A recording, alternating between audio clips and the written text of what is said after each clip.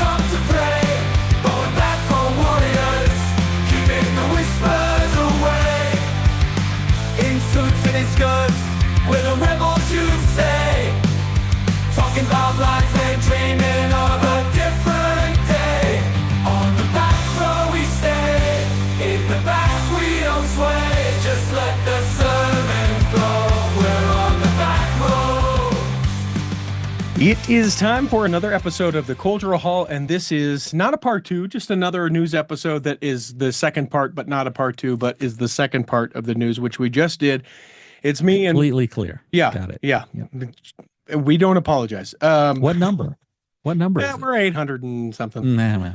You were talking about telling people 900. Because technically it is. We used to just do special episodes of the Culture Hall that didn't have numbers.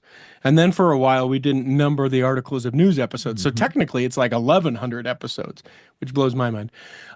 Before you got here this morning, my father-in-law, who's staying with us, he said, "Oh, you're having someone come over?" And I said, "Yeah." And he said, "What's his name?" And I said, "Verlin." And he said, "I'm sorry?" And I said, "Verlin." He's like, "Merlin?" He thought I would. And I was like, "No, Verlin." He's like, "Verlin. Is he 80?" I said, "No, he's not 80. I've never met a Verlin. I think his dad was a Verlin. Yeah, I'm not sure. Verlin. Yeah, with a V, Verlin. It must have been a minute and a half of, his name is Verlin? Yes. Verlin, the news wizard, because it sounds like Merlin. And he made me feel right at home. He and his good Southern accent made me feel like I was at home. Nicer guy. You honestly, as far as father-in-law and mother-in-law, could not be better. That's awesome. Could not be better. They are. I am not like them, if you can imagine. Really? Yeah. I always feel bad Tell for. me I always feel bad for in-laws. And now I'm in, my second set of in-laws, because I come in and I'm like, it's a weird thing. You don't choose your in-laws, no, right? But I'm like, your daughter loves me because I'm different. And they're like, he sure is different. Different, strange, interesting.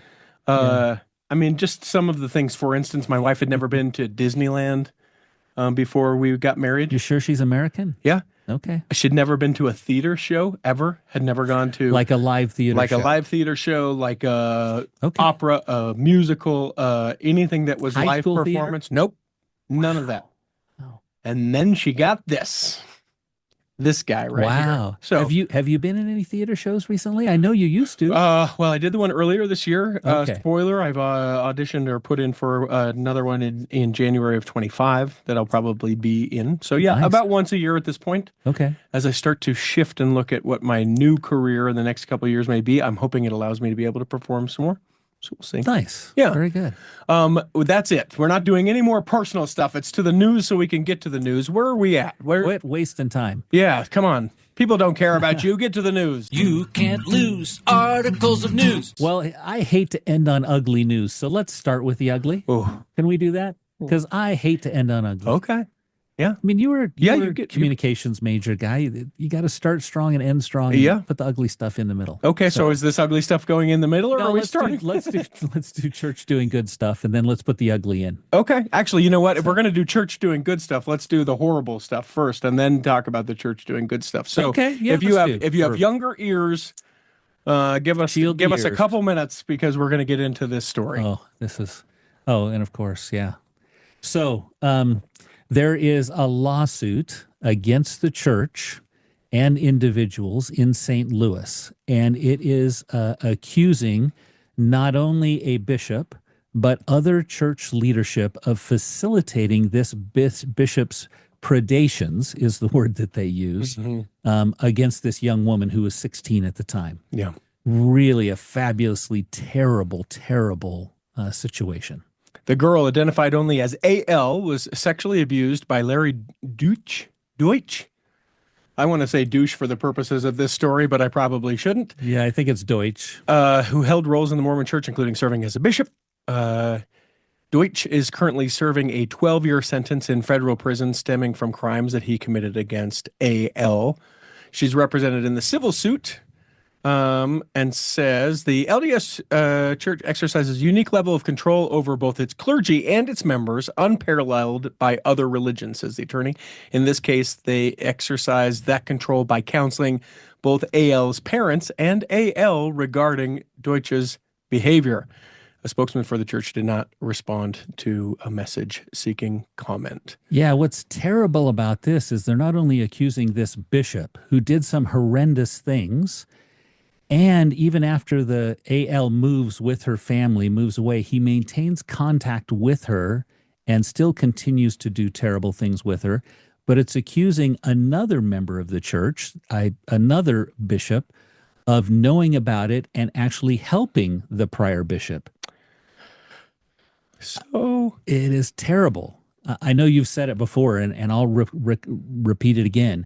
Talk to your children. Mm-hmm. Talk to your children's friends. Mm-hmm. Keep your eyes and ears open. Terrible things don't happen that often, but they do happen. And if we can save one person from having to deal with something like this is horrendous. Well, and there are some signs in this. For instance, he is on the phone with her, and I don't know if that means text messages or telephone calls with her after moving. It sounds like both. For hours. Yes. A day. To the point that her parents take her phone away from her because of the time she's spending with her ex-bishop. Yeah. Who is 35 years older than her. So Yeah. I just want to speak this out. I just want to speak this out loud. There is not a circumstance that I can think that a minor-aged person should be speaking to anyone, adult-aged person, for hours a day. Agreed. Like even maybe to the extent of like family. Yeah. You know, not that there's the predations there with family, but I think that there's just like, oh, but he's nope. Oh, but they just nuh-uh. I just don't think so. Now, maybe there are circumstances where I could see like minor-aged person has a mentor and there's a group of people, right? Your teenage kid with a group of people are going after school and being mentored for DECA, for a decathlon, for whatever the thing is, right? Whatever. Yes. Okay. I get that. Yeah. And then maybe the message is, hey, make sure you're ready for this tomorrow. But, you know, it is inappropriate, first of all, just to have the one-on-one communication. I would never, I have not rejected, but youth make me uncomfortable because I just don't want to ever have any sort of shade. All ages of youth, young kids especially, but like I just don't ever want anyone to be like, hey, you. So whenever I have communicated with a youth, it is like mom is on the text, dad is on the text, the kid is on the text, and maybe I'm not able to communicate with them. You know, just one-on-one, or maybe they tell me something that I need to know or whatever. Not worth it. Mom's on the text, dad's on the text, or another leader's on the text. You never, ever, ever hard rule one-on-one. Even if you're like a coach. Hey, team, here is a group text. Here's a group app where everyone gets this message.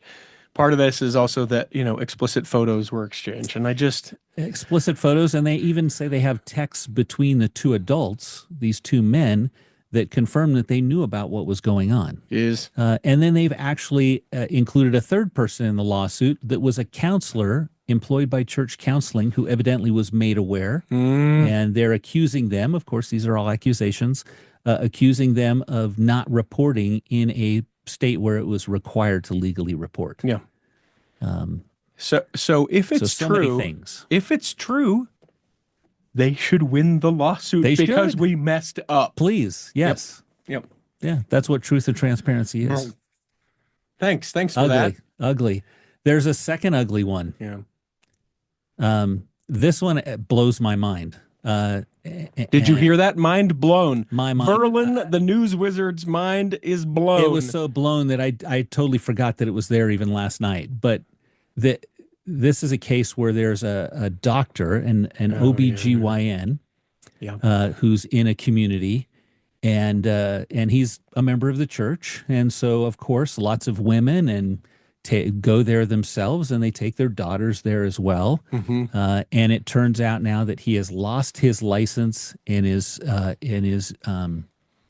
being sued for abuse, molestation, all kinds of nasty things, including giving exams that were not required at 10 times the rate that they're required. Like pelvic exams. Yes. Full OBGYN exams.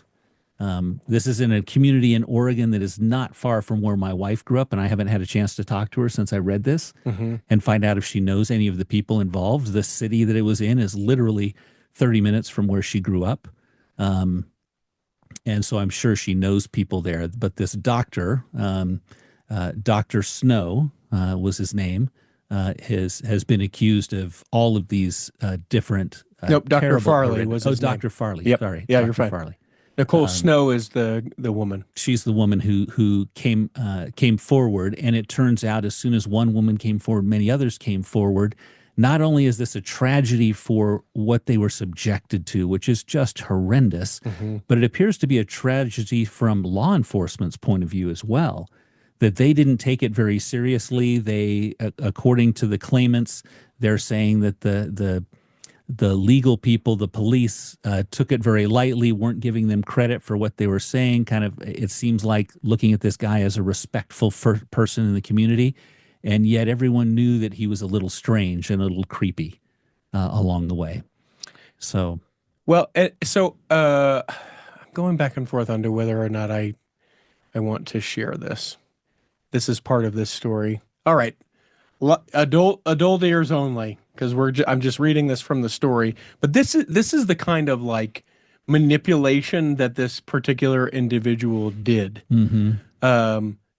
The doctor called Nicole, Miss Snow, at home, told her that he'd found abnormal results in one of her tests and that she needed to come in to have another exam to keep her safe. yes. She says, quote, "I'm in tears and terrified, scared. I think I'm going to die of cancer," she says. He took advantage of her follow-up exam, she says, to abuse her. I don't really want to read this next thing, but so he did the exam. It's far worse than that. It's terrible. And I just remember him moving around a lot and everything. And he just said, well, everything feels really good. And then he continued to fondle her. Here's the deal. After the appointment, she gets in her car and starts crying. I didn't understand what was happening to me. He had stimulated me that entire appointment biologically. I thought I must be a psychopath. I must have a problem. If my body is responding to a medical examination that way, I've since learned that that happens to a lot of victims of abuse. It's gross. And I'm sure that what it was, and in some instances within it, like the moms would be in the room as he's doing the examination, and that there's some sort of blocking thrill. the view Yes. of the mother, right? She says for the next 8 months, she tried to block it from her memory. Then her neighbor and friend from church approached her. She came over one day and said out of the blue, "Hey, have you ever had a weird experience with Dr. Farley?" Yeah. It's just She says, immediately I knew. so. And multiple generations, mothers and daughters. Yeah, hundreds of people. They're calling it similar to like Larry Nasser, The famous gymnastics coach case, right? Yeah. People continue to just be like, no, Larry wouldn't do that. Of course not. Now, do you understand the hats off to Larry joke that I made in the last episode? Not very good. No. Terrible. So this is a thing because we haven't talked about Kurt Franklin in this episode yet. So is that the new thing? Yeah, and there has to be. We'll have a little There was bell. something else I was going to say every episode, and I can't even remember that now. We'll have a I'm getting little old. bell when he gets that mention. But I got the link to this article and I sent it to Kurt and I said, "Hey, just want you to know I was excommunicated and this guy is my not gosh. excommunicated. I would love for someone to explain to me this situation." And he's like, "Oh yeah, no, it's terrible. The way the church handles membership as far as a lot of those things go is just terrible." But that's the thing to me when I think about what little. Now, granted, here's the thing. I have to have the faith that the high counselors were acting as best they could, right? That's the only way to be able to sleep around that, right? Yeah, and it's changed who you are and actually made you a better, more empathetic, stronger person, in my view. Sure, but when I look at But other, it should not have happened. but when I look at other people who have not been excommunicated, they're like, we're gonna wait and see what the case comes up, or some of these other things. Or like I look at the people who are excommunicated, I'm like, that guy murdered someone, that guy, this, they, or the other. So I had this conversation with my mother last night, not about this case, but another family situation of someone who did some pretty terrible things and has faced no church consequences whatsoever.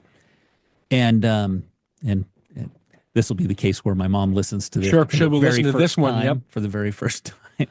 But yeah, we had this discussion. I don't know how and why that happens. Yeah.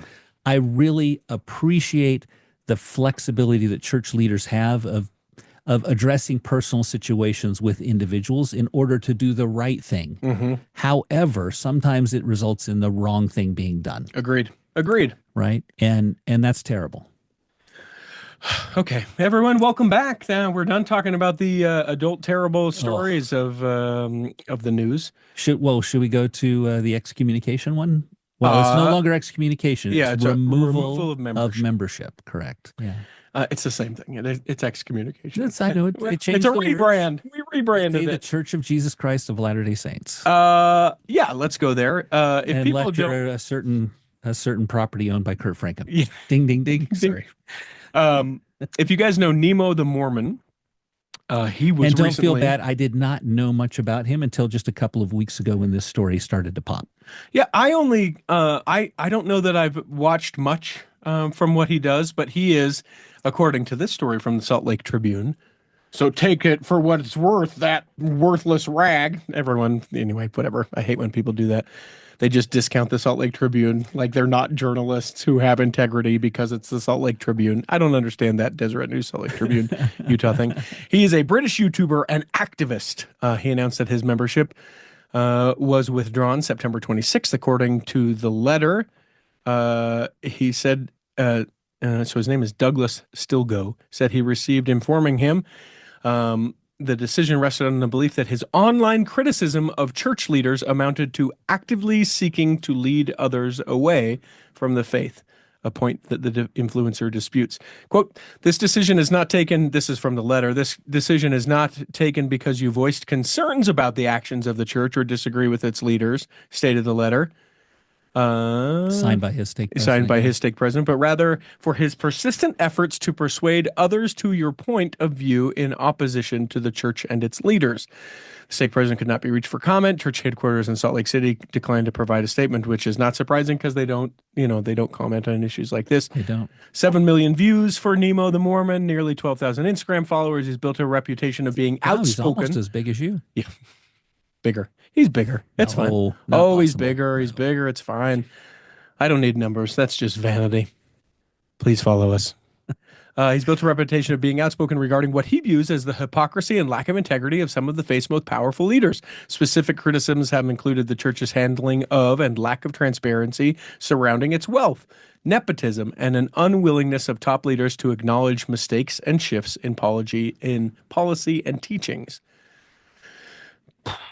Yeah, so my understanding was one of his approaches was that if a general authority commented and said something, he would in essence fact check them, and if it was not accurate, then he would make a point to communicate that and communicate that with the intention, I'm putting it in air quotes here, with the intention of giving that authority the opportunity to apologize and correct themselves. Sure, and they haven't done that. Right. So I mean, again, it's a confidential, private process. He's shared the letter, obviously, but actively seeking to lead others away. I think that is a legitimate reason to have membership removed. But do you think it's legitimate in this case? Because that's the question. Yeah. Neither defending nor criticizing of it. A couple things that I would say. I think that it's important, and the thing that I worry about it is you are, and I imagine, though, not completely familiar with all the work that he does. I'm sure that he's not just like that's not true, and has nothing to back it up. I'm sure that he is able to. Oh, he cite, is very fact-based. Yeah, right. Yeah. So follow me with this for just a second. Hey, what you said is incorrect, A, B, C, D, E, and then we say, get out of the church. Yeah. Just on that level. Yeah. That is not a thing that I love. I don't think that's I think it's a strange area. And I would have said culturally in the past, I would have said something like, it's not what you said, it's how you said it, sure. right? Are you saying it in a way that's leading others away from the church? However, in today's world, in a world where transparency and truth really matter Right. because there's so little of it Right. around, I think we have to be more tolerant of the way some of these things are communicated Sure. and accept them. Yeah. And so I have to trust leaders made correct decisions and followed the spirit and all of those kind of things. But I also have to wonder, there is a benefit of having people at this in the church that help you see when you're going off the rails or when you've done Yeah. something wrong. Personally, I love having some of my family members. In the moment, I hate it, but Oh, sure. but It's the afterwards, worst. You I shut think, up. That's how I always feel. And then I go, I shouldn't have said shut up. And you're right. yeah, Actually. So, yeah, having children that are very independent and strong-willed and strong-minded is great. And they're very good at calling me on things every once in a while, which I afterwards wholly appreciate. Yeah. But sometimes not in the moment. And I think that's an important function for any large organization. Yes. You need someone who's playing, intentionally using the words devil's advocate, Sure. right? Because that's how you realize you're going off the rails sooner than when you've had the full wreck. Yeah. Because the danger that I think with that is that you like put that in another scenario. Let's remove it from the church. If you have a boss who is saying something and then someone goes, actually, what you're saying is not accurate within this organization. And the person says, you will speak when you are You're spoken fired. to, or you're fired. That doesn't fly. No. I don't want to get into politics, Yeah. but there's a certain About your guy. yeah, my guy who's fired his entire staff, Yeah. right? None of whom are voting for him. So yeah, I think the church is going to have to figure out how to deal with this in a better way. Yeah. In a better way. Yeah. Because to the point, I think that I hopefully believe that there is a place that you can be critical, because I think that they Yes. ask us to be critical, critically think through these things. That's right. We're supposed to choose for ourselves. We're supposed to get our own witness. We're supposed to, and that's what the gift of the Spirit gives you, is the ability to discern those things. Yeah. Because look no further than the terrible story that we said earlier, that if you just go, no, trust us, it's fine, he's fine. It sets you in a world of things where you go, no, this behavior is clearly inappropriate. I think that this is inappropriate, so on. Anyway. Yeah, I agree. I think this isn't the first. Yeah. I think this is the They're first. coming of for me many. next. Is that what you're saying? No, not at all. Not at all. No. Good. I think there's others in the crosshairs before that. Sure. But I think the church has to find a way of understanding and actually engaging those that are sharing this kind of information. Yeah. Yeah. Right? That would actually be a fun assignment. Oh my gosh. I would love that calling. But the way that the church and or its membership in part deals with conflict, Oh my God. we're so terrible about it. We talked in our last episode about like teaching classes, about like having budget classes and all these different things that we're sort of missing because of not having Boy Scouts. That's another thing. Let's have a conflict class as the church membership, people in general, but especially because we're like contentions of the devil. So what I'm going to do instead is just be passive aggressive with you and not ever resolve the concern. Man, Throw nope. a meme at you on social media or whatever. Yeah. Right? Yep. I'm pretty active on social media, and I have just recently discovered a whole group of people I didn't know exist who belong to the same faith I do, believe all the fundamental cores and principles I do, and because I slightly differ on one political point of view, and I'm willing to have a discussion about it, they just want to say I'm evil. Because you want to kill babies. Oh, of course. Is that what it is? I Is that want. what it is? That's one of them. That's one of the ones that I find myself Yes. running into. I'm like, Because I want to kill babies, and because I am an undercover communist. Yeah. Those are the two things I am. Both of which he is not and which I am not. And the people that make that, I like the gradation of which it's like, oh, you love and you don't want this at all. Which, by the way, the LDS Church has a more aggressive abortion stance than a lot of evangelical and or other Christian faiths, but that's fine. Don't worry about that. and it's either that or you want to kill every baby, you know, have the baby and then we'll kill it is the way that the other side of that is. We're getting political in a minute. We're going to take a quick break. When we come back in the second half of Articles of News, we do more Articles of News. BestDJinUtah.com is the website. That is where you go if you would like me to come and DJ your event. Now, will I do a family reunion where you all wear the same t-shirts? You bet I will. Will I travel to wherever you're at? Uh-huh. Am I reasonable as far as what I cost? Yes. Yes.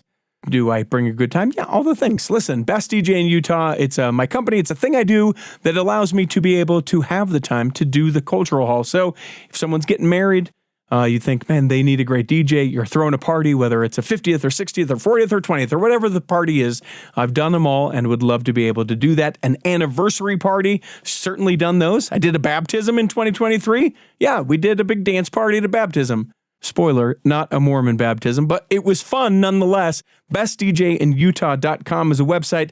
I will get back to you within 24 hours with a quote. Come on now. BestDJinUtah.com. Imagine running a small business today. It's challenging. Imaging and internet presence is an absolute must. Even with that, you're still a small star in a bright cyber universe. Now, imagine you have someone who understands how to get your site designed for your talents and then easily searched by potential clients. Imagine Lennon Design. Whether it's strictly a website or a whole package of logo creation, advertising media, and promotional materials, Lennon Design is your partner in business. They'll test the boundaries of their imagination to create something unique for you. When you need creative, affordable design, let it be Lennon Design. Call 801-699-3022 or visit LennonDesign.com. And here in the second half, we are doing the second half of Articles of News. I want to go light for a minute. Let's do it. Yeah. We're going to do Church Doing Good, but I want to talk about this because we both had a little bit of fun with this. The Secret Lives of Mormon Wives continues to be one of the top shows. We're going to become known as like the fans of the Secret Lives. Listen, I'm here for it now. I have committed to chasing down one of the wives. Oh, good. I don't know who I'm going to be able to get. I would so much want to be here as part of that interview. I'm hoping it's one of the. I'm not starstruck. I'm not saying that. No, me either. I just want to go. So tell me. Give me the real scoop. Yeah, tell me any. Well, I don't even that. Like, I just want to go. Like, do you like? It's called Mormon. How are we about that? How do we feel about that is one of the things that I want to talk about. Certainly, reality TV, we all know, is not reality TV. Things are trumped up. Things are made to be a bigger deal. And they call it an unscripted series, and we know there are scripts. 100%. 100%. It's been renewed for a season 2, so know that we'll continue to talk about it. It was Hulu's most watched premiere of an unscripted series in 2024. Get out. It was a monster hit for them. Yeah. And there was a thing that was on, I think BuzzFeed. You'll find the link in the show notes, where you can Mormon Wi-Fi yourself. And it's one of these things where online you submit a picture and it turns you into one of the Mormon housewives and photographically shows you what you should look like, and it tells you some of your personality traits. Now I got to pull up mine. Do you have yours ready that we can get to it? Find it. I can find it. The link again. I think we both tag it on the Cultural Hall? I've got yours. And there's right mine. There we go. Yeah. So mine is Richie Lynn, which is spelled RICHEIGHL. And mine are, I have an unending supply of pumpkin spice latte. I speak exclusively in passive aggressive comments, which is true. And I know every quinoa salad recipe by heart. It creates a picture that is not an attractive Mormon Wi-Fi-fied person. It looks like someone. No, it looks like someone who's led a little bit of a rough life. Yeah, well, I have, but I don't look as bad as Verlaten. You think? You're right. The bags under my eyes. I have some bags. Jeez, I got to sleep some more, cucumbers or something. I thought they treated me quite well in my female form. Tell people about Verlaten. Verlaten, Verleighton. Verlaten always bakes pumpkin spiced and gluten-free cookies, knows every hymn, yet is completely tone deaf. True. Yeah, thank you. Hey, I sing in the ward choir. I know. That's how I know that. There you go. And I insist as dressing as a pilgrim every Thanksgiving. That's what it says. The gold buckle on your shoes. I appreciate you doing that. That's it. So that was kind of a fun thing. No, what was fun about it is we both posted it. What I thought was fun is a lot of my friends know my stupid sense of humor and they commented and thought it was funny and hilarious. And one of my really good friends commented and said, I really don't appreciate this at all. And she left it just at that. And she's totally valid in her comment. Sure. But I thought that was great that I got one of those comments too. Take it easy, everybody. It's just a joke. It's totally. But I understand people. There are certain things that I'm laughing at what one of the people says to mine. Not gonna lie, I'd swipe right on that. So funny. So funny. Pass or smash. Yeah, pass or smash. Jeez. Too funny. So fun. So I love stuff like that because it's kooky and dumb and just have a little fun sometimes. And you can take it super serious, and I get it. You don't want to do that and all the things, right? But it was fun. I appreciate it for what it was. We got time for a couple more news stories, and then we probably should we stick on the Secret Lives because there's an adjacent thing. We talked about the Sodalicious stuff, right in the sodas. Well, now because of the Secret Wives, all kinds of stuff has been coming out about how much soda members of our church drink. Oh, I don't think I saw this story. Did I send you this story? There were two of them, yeah. Oh. There were two stories, and there's been a couple of studies and comments, and they're talking about literally how much soda, 44 ounces of dirty soda a day, people drinking, and that these soda chains that were only limited to Utah, and I'll call it the Morador, Idaho, Utah. Thank you for adopting that term. It's an awesome term. Thank you. So the Morador soda shops are now starting to spread to other places that have arguably large populations of members of the church, Texas and beyond. And they're becoming a thing and crossing over into the non-member kind of zeitgeist. And I think that's really interesting. Personally, I can't stand dirty soda. I don't know why. I don't get it. To me, it puts me off every time I taste one. And so I just stick to my Diet Dr. Pepper. The worst I get is Diet Dr. Pepper, 2/3 Diet Dr. Pepper, 1/3 Barks Root Beer. Okay. Well, that's it. But yeah, so it's becoming a bigger thing across the culture. So this story goes on. Well, the cast might avoid coffee for religious reasons. It's actually healthier than all that soda. Coffee has nutrients. We get into this conversation in my house a lot. B12, niacin, magnesium, potassium, as well as other antioxidants, which is true. I take a multivitamin every day. When you taught people on the mission, did you have to teach them about coffee? Yes. And how did you teach them?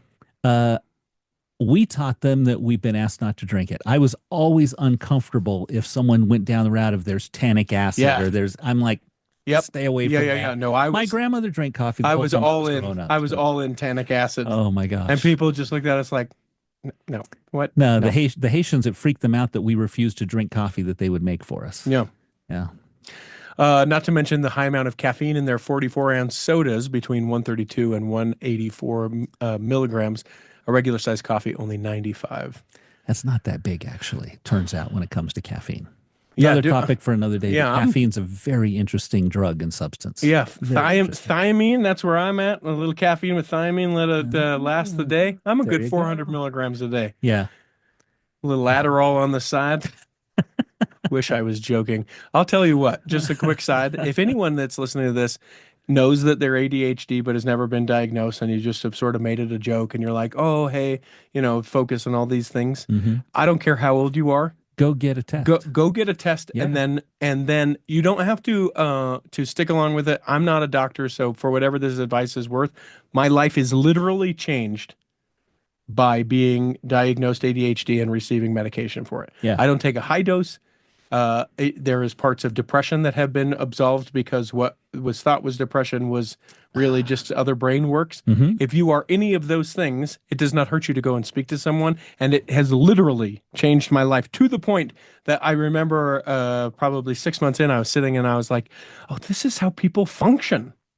Wow. This is how people are able to sit down and get something done, where I literally before would be like, oh, I got this and I got to Jumping go from here, one I thing got to another. this, another thing, and then would not. And then all the guilt and the shame from not getting the things Yeah. done that I wanted to, and then not feeling like I'm advancing in life and all of these things. To be able to have all of that sort of encapsulated and done and just and be different, I'm like, oh, this is how.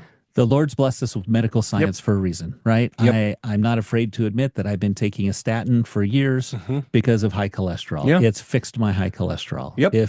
If there's a way that you can fix a learning disability or any other ailment, have the test, talk to the doctor. Yeah. I have a child who has a little bit of I don't know, I wouldn't even call it a learning disability. And the pharmaceutical products that they suggested for her, one of which you mentioned a few minutes ago, just didn't work for her. Sure. It made her feel terrible. Right. But what she found out is she could self-medicate with physical exercise. Interesting. And she started running. Right. And she became a world-class long-distance runner in college. Jeez. And that's how she manages it. Yeah. And she is one of the most high-performing, high-functioning people I know in my entire life Yeah. because she figured it out. Yeah. And we had her tested Yeah. and figured out that it wasn't a problem with her spirit or her way, her mind. It was a legitimate ailment, a physical ailment that she could address. Well, and I would turn it on the other side too. Being able to study now, knowing that ADHD is what I have, and being able to figure out how it manifests itself, and then being able to read what other people have done to capitalize on it, I will hands down, in your face, red finger, all of the things, argue that it is a superpower in some ways. I totally agree. And things that I can do that I know that other people can't do because of the hyper focus that You comes can- from ADHD. It's like, no, I'm not sleeping. We are going. Let's get this thing done. And other people are like, meh, done. Gonna move on. Able to do that. We've got a lot of political stuff that we're not going to do since we were so sort of subliminally political in this. We'll get those in another episode. I want to end on. Although I do, if anyone here is part of the group that's canvassing for the GOP in Nevada over General Conference weekend, we would love to hear from you. Contact at the Cultural Hall. I would love to hear about that experience, really. Yeah, you open that. I want to talk about that, but we'll talk about that another time. Because I want to end. The church has done some pretty amazing things. Let's just fire these things off. I'll start. The 2 stakes in Malawi, I think, is a huge deal. Let me pull this story Both in the up. same month. The Republic of Malawi in Southeast Africa recently saw the creation of its first stake. The Lilongwe Malawi stake was created on June 2nd, and the Blantyre Malawi stake on June 30th. The church is in good hands. This is a quote from Elder Edward Dube of the presidency of the 70. The church is in good hands. This is just the beginning. He, at the time, was serving as president of the Africa South area. So awesome for Malawi. Yeah, I'd say the next one is Hatching Hope for Honduras. Lots of us have heard about the giving machines, right? And I love it, the giving machines. You can give a goat to somebody or a chicken to somebody. I think that's awesome. Well, the church has been working with a couple of different organizations, one called IDE, the other one Manos Unidas, United Hands, for my lack of Spanish translation. Well done. This is part of a $55.8 million donation the church made to help particularly women and families have a stronger family economic position. That could be because they have a chicken, they now have eggs their own family can eat. They now, for anyone that's raised chickens, you actually have more eggs than your family can eat. So they can now sell these eggs to others and actually start to raise their standard of living. I think that's amazing. Well, it's a huge deal because we've wanted to help people, and I'm sure that we've done this in the past individually and collectively as a church, where we're like, we have money. Let's throw money at that. And then people are like, yes, thank you for money. And I was able to buy dinner with that money. And then that money is gone. Yeah. And the way that the church with a lot of these organizations is now saying, whether it's education or being able to do, they call them micro loans. Yeah, micro loans and micro businesses where it's like, we'll give you a chicken and teach you how to raise this chicken. And then this chicken has another chicken, you can raise it. And then you can be able to entrepreneurize your way to a better life rather than here's $10. That's right. Don't spend it all in one place. Yeah. Same amount of money, a world of difference. It's So I the think old that's- teaching how to fish rather than handing them a fish thing. The other thing that I think is really good, and I noticed that in all of these stories we'll cover, the church isn't funding, for the most part, things directly. They're finding other organizations that are doing great things and supporting that organization. Right? So it's not all about us. It's about us helping people doing good things to do even more good things around the world. Yeah, because I mean, It's the reinvention of the wheel. Yeah. The wheel is invented. Let's get aside that wheel. Let's push along. Perfect. We all have work. Let no one shirk. Put your shoulder to the wheel. Project. The world has need of willing men and women, by the way. So, yeah. But they couldn't fit that in syllabically, so we just had to go men. Nice word, syllabically. But we could do folks. The Lord has need of willing folks. Where the workers feel. That would work fine, yeah. Because even people wouldn't work.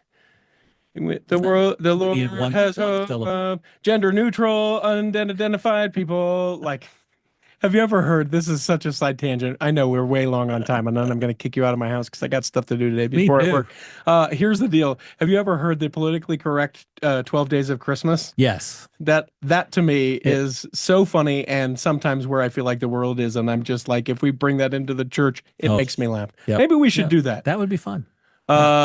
Project Hope is where I want to go next. This is donations from the Church of Jesus Christ of Latter-day Saints helping migrants in South America get the medical care that they need, including urgent mental health care. Sometimes there are families that may have gone 2 days without eating, including their children, and certainly that's traumatic as part of that process. They struggle with uncertainty, so to be able to provide resources to them and help them makes them feel relaxed.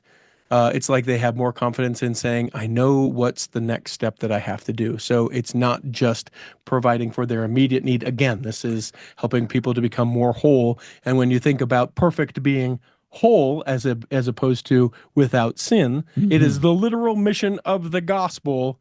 So Project Hope, you can find a link. I love that. Think about the PTSD that migrants go through and some of the things that they see.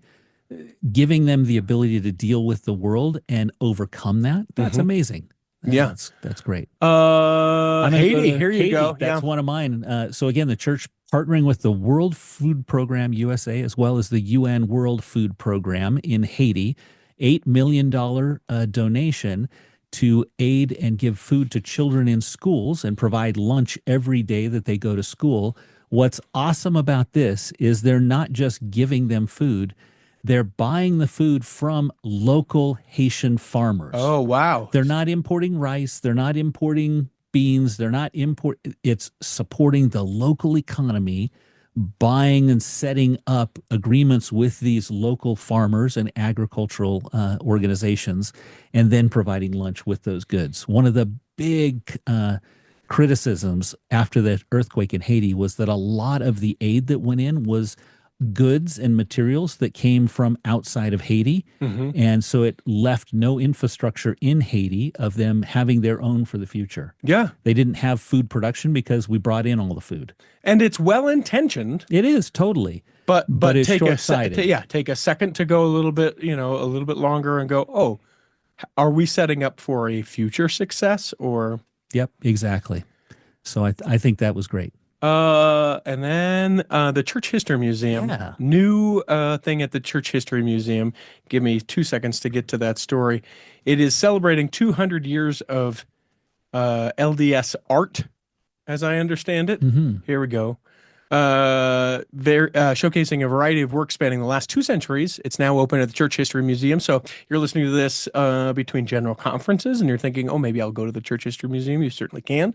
Work and Wonder, 200 Years of Latter-day Saint Art, shows art created by, for, and about members of the Church of Jesus Christ from 1830 to the present. One thing that came out in this article that I was not aware of, and maybe you were, you know the famous painting of Christ in the Second Coming where he's got his arms outstretched, and we often just use the center part of that painting, but on the edges it shows all of the other people and individuals who are coming with him in the Second Coming. If you get the broader set of the picture, I always thought that was a Latter-day Saint artist. It's not. Harry Anderson, who's the artist, is a Seventh-day Adventist and painted that picture, and it's literally in every temple and church I've been in. Interesting. Which I think is wonderful. Yeah, I think so too. He did amazing work on Cheers too, Harry Anderson. Well, yeah, I heard that. Yeah. Norm. I didn't. No, that's not Norm. Harry Anderson was the I'm just coming up with other Cheers lines. Well, I thought for sure you'd go, why can't Mormons give flowers? I know they can't dance. Why don't Mormon give flowers? So 200 years. This replaces the Minerva Teichert exhibit that was there. So maybe we'll have to do another field trip to the Church History Museum it's for the there Cultural now. Hall. It'll be open until March of next year, 2025. Grand opening is being held October 17th from 6 to 8 for those that are in Utah, and everyone is welcome. 2 halves of a famous 1857 quilt that were sold at an auction and later cut down the middle have now been reunited, and it feels so good. Each square of the quilt was made by women of the Salt Lake City 14th Ward and tells their story. Visitors will see many names familiar to church history on the quilt and can learn more about each square through an interactive screen. Cool thing. I love when we do stuff like this. Fabulous. And by the way, there are some modern, current LDS artists that are doing fantastic work. One of them's a close friend of mine. Tell me. Amazing, amazing work. You may have seen, in fact, several years ago, one of his paintings was on the cover of then the Ensign December edition, where it has the 3 wise men on camels, kind of coming towards you. He does beautiful work, and so I'd say pay attention to current LDS artists. If you're looking for good artwork for your home, why not buy something from a current LDS artist instead of the same picture all of your neighbors have? Yeah. And encourage you to look, like you said, Seventh-day Adventist, other organizations inspired by the Spirit of Christ to be able to bring that into your home. Let's leave it at this. You're probably in the midst of General Conference. If you're not, it's General Conference weekend as we publish this. Be sure to check out our coverage at the Cultural Hall on X or Twitter, if you would like to call it that. You can also anticipate that we will have this is the discussion about the big things from conference that will come this coming Monday morning. We will not do, as other properties do, a recap of each of the sessions because ain't nobody got time for that. Yeah. Well, and and then he talked about pickles. Cool. All right. And then what else, right? Let's get the big things and we'll be able to enjoy I do conference like that way. there's a Facebook feed, a Twitter feed that comments on the tie of every general authority that stands up and speaks. And I love that. Just for its entertainment, it's not meant to be serious. It's a little irreverent and it's fun. Yeah. But if you don't like it, don't like it. That's fine. It's fine. You are fine to not like it. Yeah. Let's wrap this thing up. We hope that this episode has nourished and strengthened your body.